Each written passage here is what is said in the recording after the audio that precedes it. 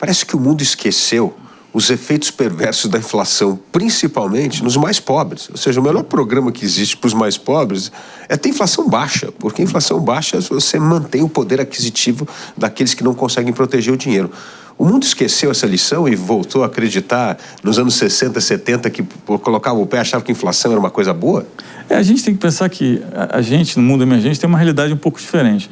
Mas grande parte do mundo, antes da pandemia, o grande problema não era a inflação, era a deflação, né? Então, a gente tinha uma coisa que os economistas chamam de lower bound, que é a barreira de baixo, né? ou piso, que é os bancos centrais foram caindo juros, e mesmo assim não conseguia produzir inflação. Em algum momento você estava com juros zero, a Europa adotou juros negativos, e aí você não conseguia ainda assim produzir inflação. E aí começou a ter o que chama de política não convencional, né? Que é você operar através de instrumentos no mercado financeiro.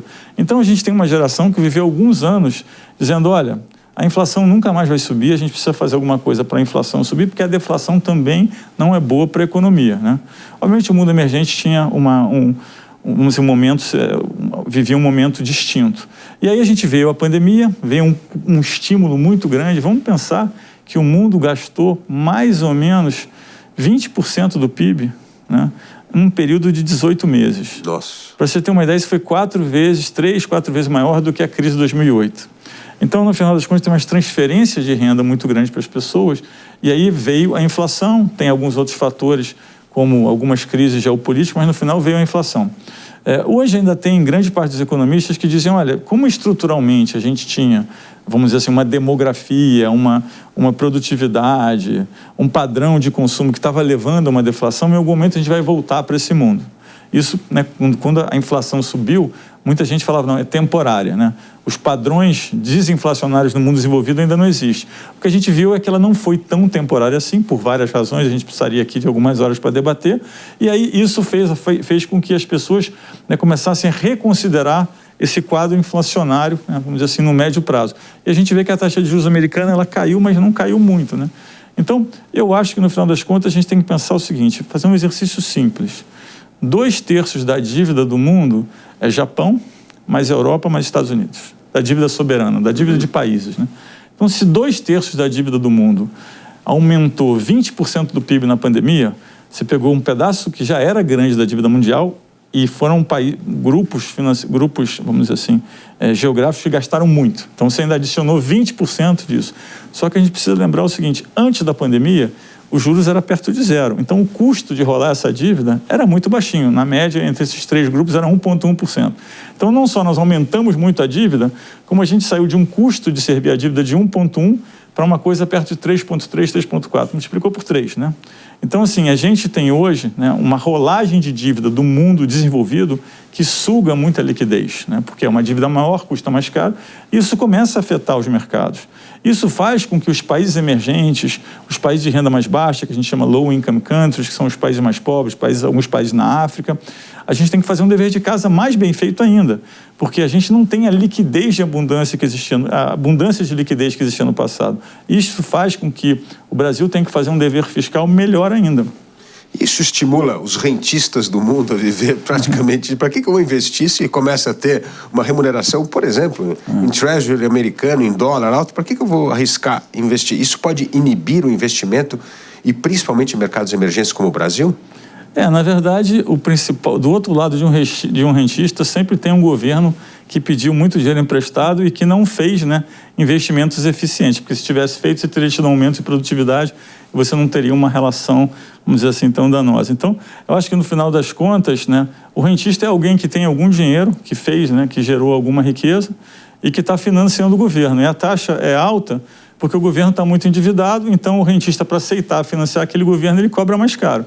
Então, o problema não é do rentista, o problema é do governo que se endividou demais. Eu acho que as pessoas precisam entender a causa e efeito nesse relacionamento, porque senão fica igual a pessoa que é muito endividada e aí o banco cobra um juros mais altos e ele fala, a culpa da minha dívida é o banco que cobra mais caro, e não eu que sou endividado e não consigo, né, manter meus compromissos em dia. Então, acho que isso é importante para as pessoas entenderem que a causa desse equilíbrio vem do governo gastar mais e não gastar de forma eficiente. Aliás, um retrato dessa ineficiência é a queda do investimento público, né? Há 30 anos atrás, nós tínhamos um investimento público em torno de 16% do PIB, caiu para 2%, porque esse gasto ineficiente, né, com gasto corrente, acaba consumindo dinheiro. Como é que você vê essa trajetória do Brasil crescendo pouco, com uma baixa produtividade e com todas essas questões fiscais que impactam demais taxa de juros e crescimento? A gente tem um problema meio global nisso, porque se a gente pensar que a gente saiu da pandemia super endividado, como eu disse agora, falando globalmente, com uma dívida mais alta, com uma taxa de juros mais alta, e com muita conta para pagar ainda, porque nós temos a conta da transição energética, da transição climática, que é alta, nós temos a conta da fragmentação, porque toda essa parte geopolítica fez com que a gente tivesse que rearrumar as cadeias de suprimento, isso tem um custo. A gente tem um custo, vamos dizer assim, geopolítico na parte de defesa, os países estão gastando mais em defesa. A gente tem uma população que está envelhecendo mais rápido do que se imaginava, principalmente na China, mas em outros lugares do mundo também.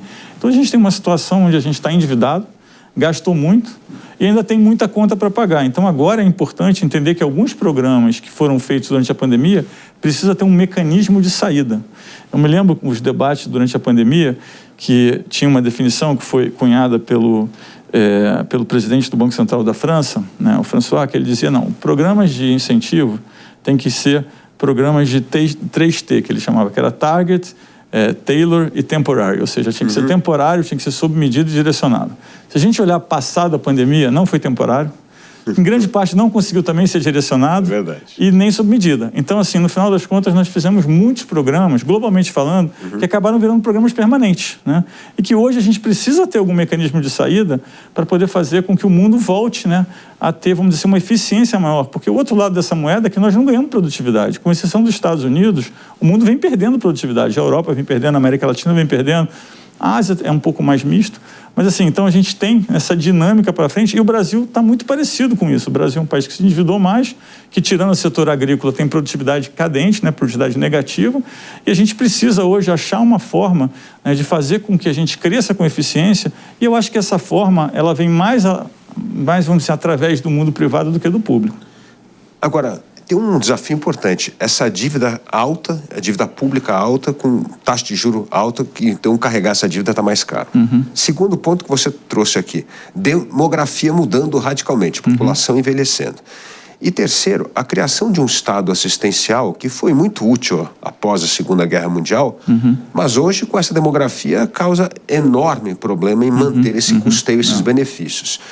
Como é que nós podemos reverter essas três coisas para ter um mundo, vamos dizer, financeiramente mais equilibrado? Eu acho que a saída, obviamente, qualquer economista vai responder que a saída é produtividade, né? Tem que ser mais produtivo. Então a gente precisa aumentar a produtividade, entendendo que de fato a gente tem uma população, né, que envelhece, inclusive a China tem sido surpreendente. A China tem a menor taxa de natalidade de todos os grandes países do mundo hoje, né? E curioso que se a gente olhar a projeção de 2019 e a de 2024, mudou radicalmente. A China fez vários incentivos, vários programas de incentivo à natalidade que não têm tido tanto efeito, né? Então a gente tem uma população que é mais envelhecida, isso significa, como você disse, que a gente tem um custo, né, de assistir maior, porque as pessoas mais velhas vão precisar, né, ter os cuidados e tem, né, uma função, vamos dizer assim, de produtividade diferente. Então a gente precisa ser mais produtivo. Acho que ser mais produtivo uma parte vai ser entender que a tecnologia, né, ela tem a capacidade de nos fazer mais produtivo, mas do outro lado o governo também precisa entender que essa produtividade vem muito mais do lado privado do que do lado público. Você mencionou o investimento público, né, comparando com o investimento privado. O Brasil tem um histórico nos últimos anos que quando a gente aumenta muito o investimento público, o privado cai mais do que proporcional. Então, no final das contas, o governo se endivida e o investimento total não sobe, né? Então, é preciso a gente entender que, óbvio, tem coisas que o governo precisa investir, óbvio, a gente precisa assistir as pessoas, mas a gente precisa achar isso de uma forma que tenha um equilíbrio da dívida, porque senão, no final das contas, todo mundo vai estar pior.